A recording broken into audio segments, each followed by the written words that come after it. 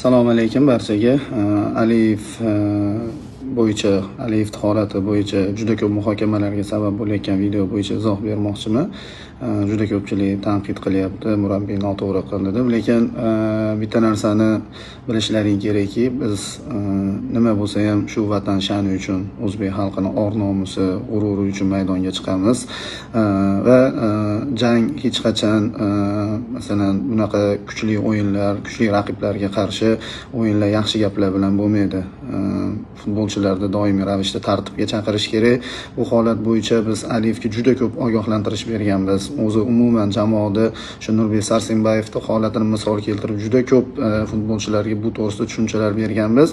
O'sha holatda menga alam qilgani, biz bir marta emas, 100 marta emas, 1000 martalab ogohlantirgan narsamizni yana maydonda jamoani qiyin holatga solib qo'yayotgani, bu narsa oldin bizni boshimizdan o'tgan, yana shu narsani qaytarayotgani uchun bitta xatoni masalan to'g'ri u birinchi marta qilyapti, lekin jamoani boshidan o'tgan xatoni yana takrorlayotgani uchun men unga to'g'ri tanbeh berdim deb o'ylayman va murabbiy sifatida bunga haqqim bor.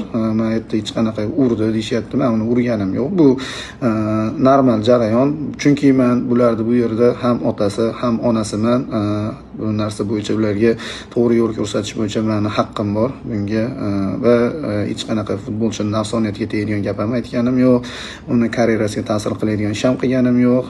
O'yindan keyin kirib umuman jamoaning ruhiyatini ko'tardik. Hammaga minnatdorchilik bildirdim. Shu bilan birga Asilbek Aliyevga ham o'z minnatdorchiligimni bildirdim. Hech qanaqa muammo yo'q. Bu unaqa vahima qiladigan jarayon emas. Bu jahon futbolida murabbiy va futbolchilar o'rtasida bo'ladigan holatlardan biri.